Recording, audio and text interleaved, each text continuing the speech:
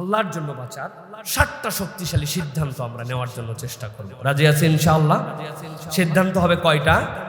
জোরে একসাথে বলতে হবে। কয়টা? যারা সাহারি করছেন তারা কেবল কথা বলবেন, সাহারি না করলে কোনো কথা বলার দরকার নেই। কয়টা? সাহারি করছেন সবাই? কয়টা? এই 7টা জিনিস একটু ছোট্ট করে আমি ফোকাস করে দিই আপনাদের জন্য প্রিয় ভাইয়েরা। এক নম্বরে যেটা, সেটা হচ্ছে তরুণ বয়সে আল্লাহর সাথে বন্ধুত্ব গড়ে তোলা। রাসূল সাল্লাল্লাহু আলাইহি ওয়াসাল্লামের সাথে যারা ছিলেন, বুড়া যারা ইসলামের বিশাল পরে খেদমত করেছেন, কিন্তু মুরব্বী, উনারা কোন সময় করছেন?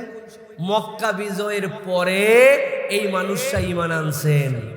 আর যেই সকল তরুণরা পরিবর্তন করে ফেলছে, ওরা আল্লাহর নবীর আহ্বানের সাথে সাথেই আল্লাহ রাসূলের সাথে বন্ধুত্ব করেছিলেন। এর পিছনে বিরাট বড় লজিক আছে।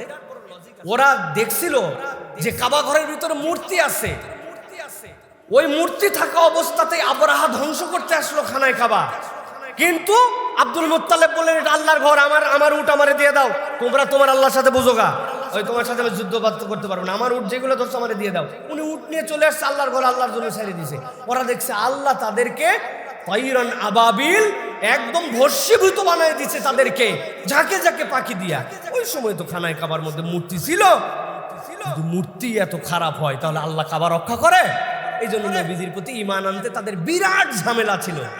আর যারা এত কিছু দেখে নাই, যারা দেখছে মুহাম্মদুর রাসূলুল্লাহ সাল্লাল্লাহু আলাইহি ওয়াসাল্লাম পায়োনিয়ার একজন, তিনি হচ্ছেন পিকুলিয়ার, আমাদের মধ্যে সবচেয়ে ভালো, সবচেয়ে বেস্ট, সবচেয়ে আখলাক, সবচেয়ে সুন্দর, সবচেয়ে সত্যবাদী, আমরা ওই সকল কিচ্ছু দেখি নাই। উনি যেই দাওয়াত দিয়েছেন ওই দাওয়াত কবুল করে নিয়েছে। সুবহানাল্লাহ। তরুণের রক্ত এই জন্য আমাদের কাছে, আমরা অত কিছু বুঝি না। বাপ কি করছিল, দাদা কি করছিল, অমুককে বললো, তমুককে বলছিল না। আপনাকে সিদ্ধান্ত নিতে হবে, আমার দিন আমি আমার জমিন থেকে পেয়েছি, আমার দিন আমি আমার মায়ের পেট থেকে পেয়েছি, এনভায়রনমেন্টে পেয়েছি। সুতরাং আমার তরুণ বয়স থেকে আমাকে আল্লাহর সাথে সম্পর্কিত হতে হবে। এর জন্য কোনো ডিলে নাই। অমুক পার হওয়ার পরে, তমুক পার হওয়ার পরে, ওই পরে যারা দিন পাইছে, ইসলাম পছন্দ করে নাই, হুজুরের ওয়াজ অত পছন্দ করতো না, ওরা বলবে বিয়ের পরে দাঁড়িয়ে রাখবো, হজ একবার করে আসি, তারপরে পরিবর্তন, এবার তো রোজা চলে গেল, আগামী রোজার থেকে দেখি। এরা ওই পার্টি, কিন্তু আমরা ওই পার্টির মেম্বার হতে চাই না। আমরা কোন পার্টির? তরুণ বয়স থেকে আল্লাহর সাথে আমাদের বন্ধুত্ব হবে। আল্লাহ কুরআনুল কারীমের মধ্যে বলেছেন, ওয়াসকুর ইসমা রাব্বাকা বুকরাতাও ওয়া আসীলা। আল্লাহর সাথে সকাল সন্ধ্যা আমাদের একটা স্মরণের সম্পর্ক যুক্ত হবে। আল্লাহ রাসূল সাল্লাল্লাহু আলাইহি ওয়াসাল্লাম বলেছেন, সাবআতুন ইউযিল্লুহুমুল্লাহু ফি যিল্লিহি ইয়াওমা লা যিল্লা ইল্লা যিল্লুহু। এমন একদিন কোনো ছায়া থাকবে না, শেড থাকবে কেবলমাত্র আল্লাহ রাব্বুল আলামিনের। আল্লাহ রাব্বুল আলামিনের ওই ছায়ার নিচে আল্লাহ কোন মানুষকে দিবেন? ওয়াশাবুন নাশা ফি ইবাদাতিল্লাহ। ওই তরুণকে, ওই যুবককে, যার সামনে বিচ্ছিন্ন পথ ছিল, কোনো পথে না যে সে আল্লাহর ইবাদতে ডেডিকেটেড ছিল। আল্লাহ বলছেন, চলে আসো, এই কিয়ামত তো কিয়ামত, তারা ঝামেলা পোহা, তোমার ঝামেলা পোহাতে হবে না। তুমি ভিআইপি মেম্বার, তুমি আমার এই প্ল্যাটফর্মের নিচে আসো, একদল লোক খালি ওয়েট করাবে আর তোমার জান্নাতে নিয়ে যাবে। সুবহানাল্লাহ। অতএব এই তরুণ বয়স, সিদ্ধান্ত নিতে হবে, আমাকে পরিবর্তন হতেই হবে, কোনো এর বিকল্প নাই। আমাকে চেঞ্জ হতেই হবে। আমি আমার স্বার্থে চেঞ্জ হচ্ছি না, আমি আমার উম্মার স্বার্থে চেঞ্জ হচ্ছি, আমি আমার পরিবারের স্বার্থে, আমি আমার আগামীর স্বার্থে, আমি দুনিয়ার স্বার্থে, আমি জান্নাতের স্বার্থে, আমি আমার নিজের স্বার্থে আল্লাহর সাথে বন্ধুত্ব করতে চাই। ওই মুরব্বী দেখেন না, আসরের পর থেকে কতগুলো মুরব্বী মসজিদ থেকে বের হয় না, আজানের 20 মিনিট আগে বসে থাকে। কারণ কি? বাড়িতে ওর কোনো খাওয়া নাই, বাড়িতে ওর লোকজন যান মসজিদ যান, আপনি সব সময় খালি বাড়ির মধ্যে ফেসর ফেসর করে টিভি দেখেন, কি বলছেন? ওর বেচারি কোনো কাম নাই, কাজ নাই, হাড্ডিতে জোর নাই, মাজায় বল নাই, করবে কি? ওই যেগুলো টিভিতে দেখে ওইগুলো দেখলেও মেজাজ খারাপ হয়ে যায়। টিভিতে দেখার পরে তো একটা আকর্ষণ হওয়া লাগবে, ওইগুলো দেখে যেইগুলা ওটার সাথে ওনার কোনো সম্পর্ক নাই, এই কাম পায় না জন্য মসজিদে। সবার জন্য এরকম নয়, কিন্তু বোঝানোর জন্য বললাম, ওই জীবন তো আমাদেরও আসবে। তখন তো বেকায়দায় পরে আমি নামাজি, বেকায়দায় পরে আল্লাহ মুখী, দাড়ি পাইকে গেছে আর কাটতে ভাল লাগে না। সেলুন আলা বলে, আমরা বেকা হয়ে গেছে স্যার, সব ফিনিশিং আনা যায় না, চিন্তা করতে সাইডে দিয়ে আর কাটলাম না। ও তো আমি ওই বেকায়দায় পরা মুসল্লি তো না, আমি তো সিদ্ধান্ত নিয়ে আমি পরিবর্তন হয়েছি। পারবেন ইনশাআল্লাহ? পারবেন ইনশাআল্লাহ? এই শপথ নিতে হবে প্রিয় ভাই, 1 নম্বর। 2 নম্বরে হারাম সহজ, হালাল কঠিন, কিন্তু হালালকে বেছে নেওয়ার সিদ্ধান্ত আমাদের নিতে হবে। আই নো হারামের ওয়েটা আমরা দেখতে পাচ্ছি যে ইজি ওয়ে একদম, আর হালালটা আমার জন্য এটা কঠিন, বেছে বেছে নিতে হয়, হিসাব করতে হয়। কিন্তু আমি তো একজন সিদ্ধান্ত গ্রহীতা, হারামের সাথে আমার সম্পর্ক নাই, আমি হালাল সন্ন্যাসী, আমি হালালকে তলব করি, আমি হালালের পিছনে ছুটি। এই সিদ্ধান্ত নিলে রব্বুল আলামিন বলেছেন, ওমাই ইয়াত্তাকিল্লাহা ইয়াজআল লাহু মাখরাজা ওয়া ইয়ারযুকুহু মিন গায়র লা ইয়াহতাসিব। আল্লাহ বলেন মিন হাইসু লা ইয়াহতাসিব। বান্দা, তুমি যদি আল্লাহকে ভয় করো, আল্লাহর রাস্তায় চলো, আমি আল্লাহ তোমার জন্য ঘোষণা দিলাম, তোমার জন্য একটা চিপা গলির ব্যবস্থা করে দিব। তুমি দেখবে কোনো রাস্তা নাই। ইউসুফ ছোট, সামনে কয়টা দরজা, 11টা দরজা দিয়ে আটকানো আছে, তালা এমন তালা যেন কেউ ভাঙতে না পারে। ইউসুফ কেবল দৌড়া দিছেন, তালা খোলার দায়িত্ব আল্লাহ নিছেন। সুবহানাল্লাহ। ওই আল্লাহ আছেন না? না, আল্লাহ আমাদেরকেও দিতে চান। এই জন্য প্রিয় ভাইয়েরা, আল্লাহ রাব্বুল আলামিন বলছেন, ওয়ালা তাকরাবুজ জিনা ইন্নাহু কানা ফাহিশাতাও ওয়া সাআ সাবিলা। তোমরা জিনা ব্যভিচারের কাছাকাছিও হয়ো না, এটা তোমাদের জীবনকে, ক্যারিয়ারকে বরবাদ করে দিবে। এই জন্য হারাম থেকে আমাদের বেঁচে থাকতে হবে প্রিয় ভাইরা। মাআযাল্লাহ, তিনি ইউসুফ আলাইহিস সালাম কেবল বলেছিলেন মাআযাল্লাহ, আল্লাহ আপনার কাছ থেকে আমি আশ্রয় চাই। আল্লাহ রাব্বুল আলামিন এই জন্য তাকে এমন আনন্দ দিয়েছেন যে আনন্দ আর কেউ কখনো পায় নাই। হালাল গ্রহণ করার আনন্দটা ইমানদারের জীবনের সেরা আনন্দ। সুবহানাল্লাহ বলেন। এখন আমি আপনাদের কাছে বিস্তারিত করতে পারছি না, প্রত্যেকটা পয়েন্টের অধীনে উপ পয়েন্ট আছে যে কি ধরনের ইয়াং বয়সে আমরা হারামের সাথে জড়িত হতে পারি, সেখান থেকে আমি কিভাবে বাঁচতে পারি, এটা আমাদের জন্য অত্যন্ত জরুরি। 3 নম্বরে যেটা বলবো, সিদ্ধান্ত নিতে হবে অনলাইনে একা হলেও আল্লাহ আমাকে দেখছেন, এই বিশ্বাসটা আমাদের জীবনে খুব জরুরি। অনলাইনে আমি একা, আমার লেপের নিচে আমি একা, আমার রুমে আমি একা, আমার ফোনের জন্য আমি একা, আমি আমার পার্সোনালি আমি দেখছি মনে করছি, কিন্তু আমার আল্লাহ আমাকে দেখছেন। এই অনুভূতিটা, এই বিশ্বাসটা আমাদের জন্য হৃদয়ের মধ্যে প্রথিত করতে হবে। আল্লাহ সূরা আলাকের মধ্যে বলেছেন, আলাম ইয়ালাম বিআন্নাল্লাহা ইয়ারা। তুমি কি মনে করো না যে রব্বুল আলামিন তোমাকে দেখছেন? রব আমাকে দেখেন। এই অনুভূতিটা হচ্ছে একজন ইমানদারের জীবনের শ্রেষ্ঠ অর্জন প্রিয় ভাইরা। এই জন্য রাসূলুল্লাহ সাল্লাল্লাহু আলাইহি ওয়াসাল্লাম বলছেন, ইত্তাকিল্লাহ হাইসুমা কুনতা। আল্লাহকে ভয় করো যেখানেই তুমি থাকো না কেন। এই জন্য আমাদের এই সমাজের সবচেয়ে বড় ফিতনা যেটা এখন হয়ে গেছে, আমাদের গুনাহ যেগুলো হয়ে গেছে, সেটা কি? গতকালকে একটা সোশ্যাল মিডিয়ার একটা আর্টিকেল পড়ছিলাম, সেখানে একটা ভিডিও অ্যাড করছে যে 4 বছরের একটা ছেলে মেয়ে একটা বেলকুনির মধ্যে দাঁড়ায় এমন অ্যাক্টিভিটিস করতেছে যে অ্যাক্টিভিটিসটা একজন অ্যাডাল্ট মানুষরাও অনেক সময় করেন না। তো ওদের মধ্যে ওই শাহওয়াত এখনো আসে নাই, কিন্তু অ্যাক্টিভিটিসটা তারা করতেছে। কি জন্য? কন্টেন্টগুলা অ্যাডাল্ট আনঅ্যাডাল্ট এমনভাবে ছড়ায় পড়ছে যে ও মনে করছে এটা অ্যাক্টিভিটিস। এইটা যে একটা শরীরের চরম চাহিদার সময় মানুষ এটার অ্যাপ্লিকেশনে আসে, ওই চাহিদার যোগান তার শরীরে আসে নাই, কিন্তু সে মনে করতেছে এটা অ্যাক্টিভিটিস। জাস্ট লাইক আপনি মুসাহাবা করেন, জাস্ট লাইক একজন একজনকে হাগ করে, এরকম সে এমন কিছু কাজ করতেছে, সেটাকে অ্যাক্টিভিটিস হিসাবে নিয়েছে। আপনি জাস্ট সিম্পলি আপনি চিন্তা করেন নেক্সট জেনারেশনে কি ভয়ঙ্কর জেনারেশন আমাদের সামনে আসতেছে। আমরাই most probably the last generation, যারা আমরা যদি পরিবর্তন করতে পারি এই দেশটাকে, যাদের বয়স এখন আমরা বলবো 20 থেকে 35 বা 40-এর মধ্যে, তাহলে কিছু হওয়া সম্ভব। তাছাড়া হওয়া সম্ভব কিনা এইটা নিয়েও নতুন করে আমাদের স্টাডি করতে হবে। সুতরাং অনলাইনে একা হলেও আল্লাহ দেখছেন, এটা আপনাকে একদম বিরাটভাবে নিজের জীবনে নিয়ে আসতে হবে। আমি আপনাদের কাছে একটা প্রতিশ্রুতি নিতে চাই, ইন এভরিডে আপনার একটা স্ক্রিন লক টাইম থাকবে, যেই সময় আপনি স্ক্রিন মুক্ত জীবন যাপন করেন। মাসে 3 দিন আপনি ডিভাইস মুক্ত জীবন যাপন করেন। এটাকে আমরা ডিজিটাল সিয়াম নাম দিছি। আপনার ফোন, আপনার ইউটিউব, হোয়াটসঅ্যাপ কিচ্ছুর সাথে সম্পর্ক নেই। দুনিয়ার লোক জানে এই 3 দিন ওনারা পাওয়া যাবে না। যদি পাওয়া লাগে, ওর নিকটস্থ বন্ধু, তার ওয়াইফ, তার মা, তার রুমমেটের নাম্বার দেওয়া আছে, কল করে ইমার্জেন্সি কথা বলেন যদি কেউ মরে যায় অথবা কোনো এরকম সংবাদ দেওয়া লাগে। তাছাড়া উনারে পাওয়া যায় না। এই 3 দিন উনি স্ক্রিন মুক্ত, উনার চেহারার সাথে এগুলোর কোনো সম্পর্ক নাই। এটার যে কি প্রভাব, আজকে শুক্রবার আমি আমার নাম্বার আপনাদের কাছে পাবলিক করে দিয়ে যাব, যদিও আমার নাম্বার পাবলিক করা। আমার যে ফেসবুক পেজ আছে, ভেরিফাইড পেজ যেটা, এই পেজের মধ্যে আমার নাম্বার দেওয়া। আমি 24 বছরে একই নাম্বার ব্যবহার করি। আপনি আমাকে টেক্সট করে জানাবেন যে সাইফুল্লাহ ভাই রেজাল্ট পাই নাই, আপনি একদিন মোবাইল ব্যবহার করেন নাই, দূরে ছিলেন, আপনি ট্যাব দেখেন নাই, টিভি দেখেন নাই, আপনার স্ক্রিনের সাথে সম্পর্ক ছিল না, আপনার মধ্যে যে আত্মিক উন্নতি হবে এটা আপনি কল্পনাই করতে পারবেন। আপনি নিরাসক্ত হয়ে যাবেন, পরের দিন মোবাইল ব্যবহার করতে আপনার বিরক্ত লাগবে। সুতরাং আমি বলবো আপনাকে যে অনলাইনে একা হলেও আল্লাহ দেখছেন, এটা 3 নম্বর। 4 নম্বরে যেটা আপনার জন্য বলতে চাই, নিজের নফসকে না বলতে শেখা। না বলতে শেখা বিরাট বড় যোগ্যতা। আমরা না বলতে জানি না, সব কিছুতে আমাদের হ্যাঁ বলতে হয়। যে যা বলুক তার সাথে আমরা হ্যাঁ ধরে চলতেছি। না বলতে শেখাটা বিরাট বড় একটা যোগ্যতা। আল্লাহ সূরা নাজিয়ার মধ্যে বলেছেন, ওয়া আম্মা মান খাফা মাকাম রাব্বিহি ওয়া নাহান নাফসা আনিল হাওয়া। আল্লাহ বলতেছেন যে ভয় করে আল্লাহর সামনে দাঁড়াতে হবে, ওয়া নাহান নাফসা আনিল হাওয়া, সে তার প্রবৃত্তিকে না বলে। তার নফস চায় এটা করুক, কিন্তু সে নিষেধ করেছে। সুতরাং না বলতে পারা এটা কোরআনের নির্দেশনা। চল দোস্ত, সব দিনই তো করলি, আজকে একটু ঘুরে আসি। ঈদের দিন 2টা টান না দিলে হয়? তুই ব্যাককল রয়ে গেলি, প্রত্যেক দিন তো বলি এটার মধ্যে অত নিকটিন নাই, দেখ এটা দামি জিনিস, উনি আপনারা টানায়। 1 দিন 2 দিন টানায়, 1 দিন 2 দিন নামাজ মিস করায়, 1 দিন 2 দিন অশ্লীলতা দেখায়, বিভিন্ন ধরনের লিঙ্ক পাঠায় আপনার কাছে, আপনিও এনজয় করেন।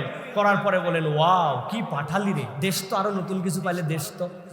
এই যে নফস তো এটা চায়, আল্লাহ তো জানেন। আল্লাহ বলছেন তুমি তরুণ, তোমাকে ডিসাইড করতে হবে। আমি না বললাম 3টা শর্ত প্রথমে দিয়ে ঢুকছি আলোচনায়, মনে আছে তো নাকি? হ্যাঁ মনে আছে তো আপনাদের? 3 শ্রেণীর সাথে ওয়ালা তাদু আইনাকা আনহুম, আল্লাহ রাব্বুল আমিন বলছেন তাদের সাথে সম্পর্ক নাই। তুরিদু যিনাতাল হায়াতিদ দুনিয়া, দুনিয়া দুনিয়া, ওয়ালা তুতি মান আগফালনা কলবা। 1 নম্বর তার সাথে সম্পর্ক নাই। 2 নম্বর ওয়াত্তাবা হাওয়া। 3 নম্বর ওয়া কানা আমরুহু ফুরুতা, যে আপনাকে অবাধ্যতার দিকে ডাকে, কিসের সম্পর্ক তার সাথে? আপনি কিভাবে তাকে বন্ধু বলেন? লজ্জা করেন আপনার বলতে, যে জীবনে আপনার ফজরের সময় কোনোদিন ডাকে নাই। কিভাবে আপনি তারা জিগরি বলেন? হ্যাঁ, দোস্ত বলতে আপনার লজ্জা করে না? যে কোনোদিন আপনার খবর নেই নাই যে দোস্ত ওই যে কোরআন শরীফ তো গত বছর যা পড়ছিল এই রমজান পর্যন্ত কোনো একটা আয়াত কি বাড়ছে? লজ্জা করে না দোস্ত বলতে? এই শব্দটাকে এত বেশি আপনি একদম মানে এটাকে বলি দিয়ে দিয়েছেন আপনি একবারে। হ্যাঁ, আপনি তাকে ফ্রেন্ড বলতেছেন। Do you know the meaning of friend, meaning of দোস্ত, মিনিং অফ সাদিক? ডু ইউ নো যে হাবি আপনার বন্ধুকে? আহা, হারামের ইমাম দুসারি ওনার কাছে জিজ্ঞাসা করেছিল, সম্ভবত জামেল ইমামের ছাত্ররা, যে ওস্তাদ শেখ বন্ধু কে আমার, কিভাবে বুঝবো? এমন উত্তর দিছেন আপনাদের জন্য এটা কঠিন হবে জন্য বললাম না। আর যদি শুনতে চান তো বলবো। আমি তো বলবোই, কিন্তু আপনার আগ্রহ আছে কিনা যদি যাচাই করলাম। প্রিয় ভাইয়েরা, উনি বলছেন যার সামনে আসলে তুমি গুনাহ করতে লজ্জা পাও, সেই হচ্ছে তোমার বন্ধু। 1 মিনিট আমার কথা বন্ধ রাখা উচিত, এরপরে অন্তত পক্ষে ভাবা দরকার। আমার যেই কাজ আমার বাপের সামনে করতে পারি না, মায়ের সামনে করতে পারি না, ওস্তাদের সামনে করতে পারি না, আমি করতে পারি আমার দোস্তের সামনে, ঠিক কিনা? আপনার দোস্ত না ওইটা, উনি বলছেন না, সে তোমার ওলি না, সে তোমার বন্ধু না। তোমার বন্ধু যার সামনে তুমি গুনাহ করতে ভয় পাও, ভালো কাজের উৎসাহ পাও, সে তোমার বন্ধু। যদি না হয় তাকে ছেড়ে দাও, ছেড়ে দাও, একা হয়ে যাও, এক ঘরের মধ্যে চলে যাও। দুনিয়ার লোক সবাই তোমাকে অসামাজিক বলুক, ইট ডাজন্ট ম্যাটার। প্রিয় ভাইয়েরা, না বলতে শিখতে হবে। এটা গেল আপনার আমার জন্য নিজের নফসকে না বলতে শেখা। আল মুজাহিদু মান জাহাদা নাফসাহু ফি তাআতিল্লাহ।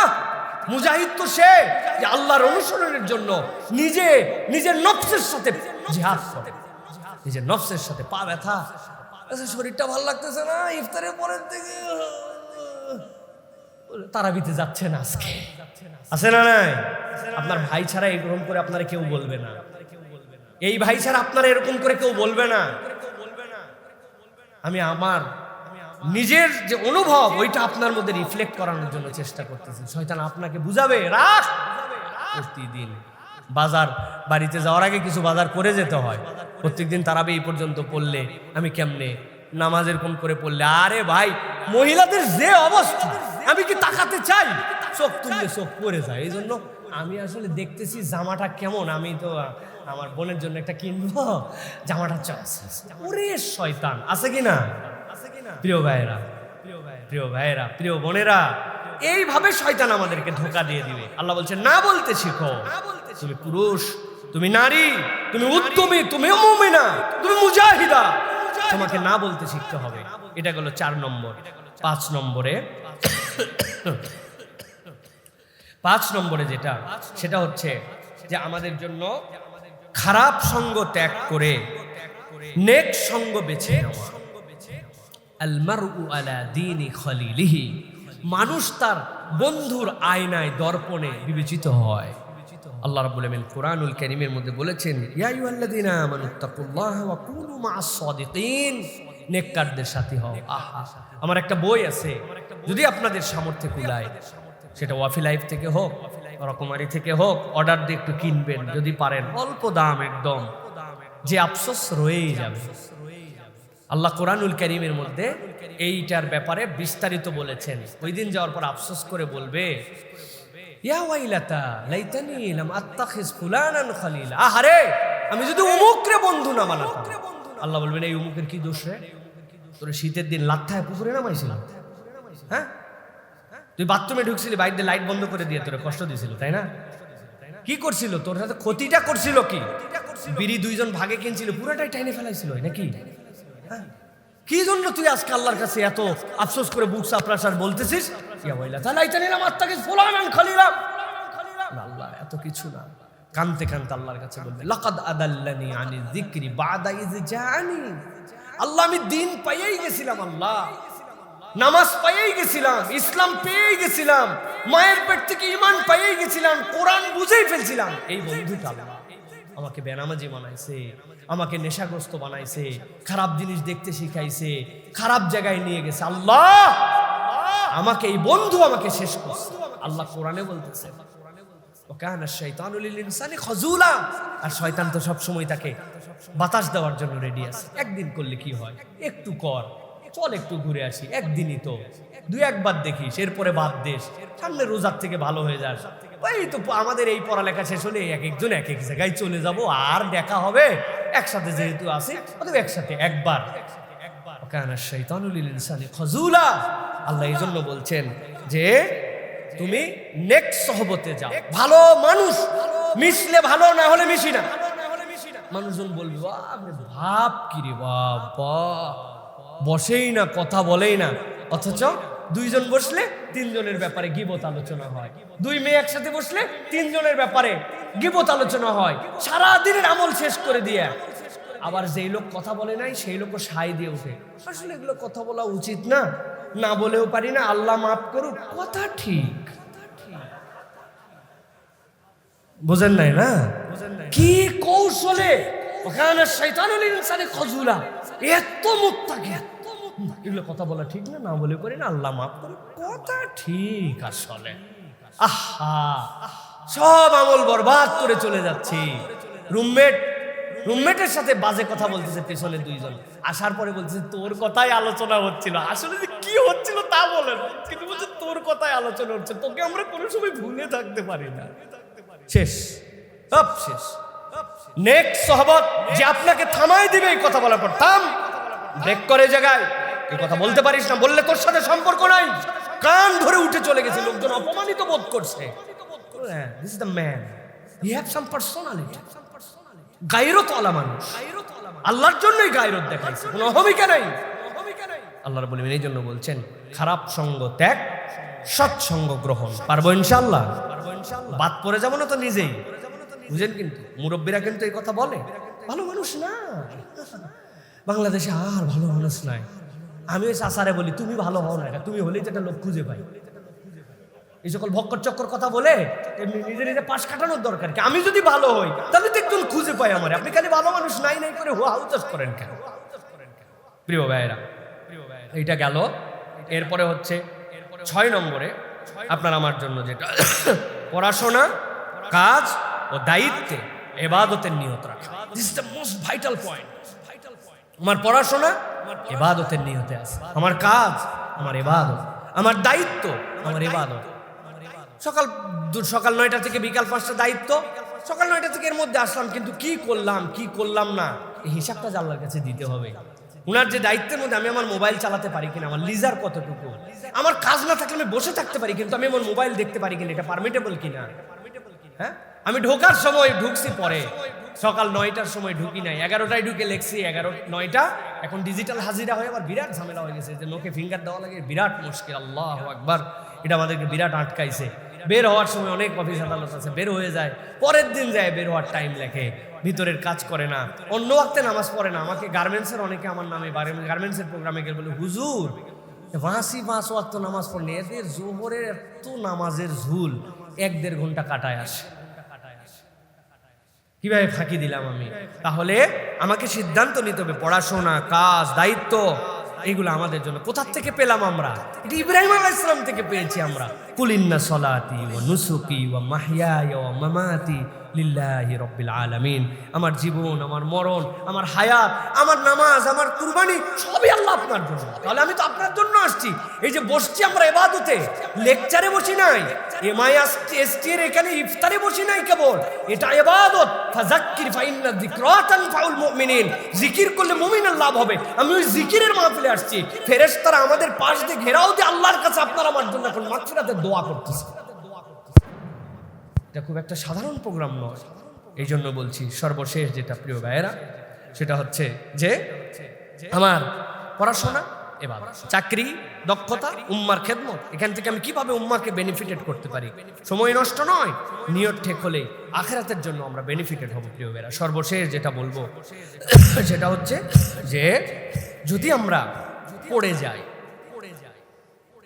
পথ হারায় ফেলি, তাহলে হতাশ হওয়া নয়, তওবার মাধ্যমে আবার ফেরত আসতে হবে।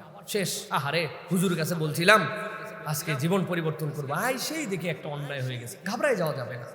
শয়তান তো এই রাস্তায় আমাকে নিবে, ফেরত আসতে হবে, আবার ফেরত আসতে হবে। এটাও আপনার জন্য একটা সিদ্ধান্ত।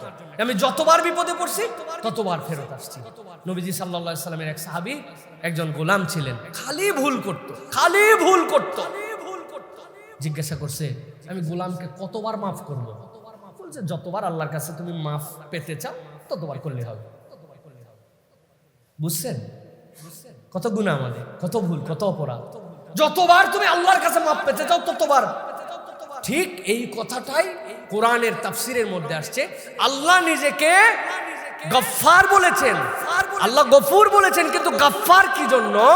যতবার বান্দা অপরাধ করে ততবার আল্লাহ ক্ষমা করতে পারেন, এবং বান্দা যতবার মাপ চায়, আল্লাহ একটা ফেরেশতাকে সাক্ষী রাখেন, আমি গফফার রব, ওই বান্দা যতবার মাপ চাইছিল আমি ততবার ক্ষমা করছি তাকে। সুবহানাল্লাহ। সো আপনাকে ডিসিশন নিতে হবে। কুল ইয়া ইবাদিয়াল্লাযীনা আসরাফু আলা আনফুসিহিম লা তাকনাতু মির রাহমাতিল্লাহ।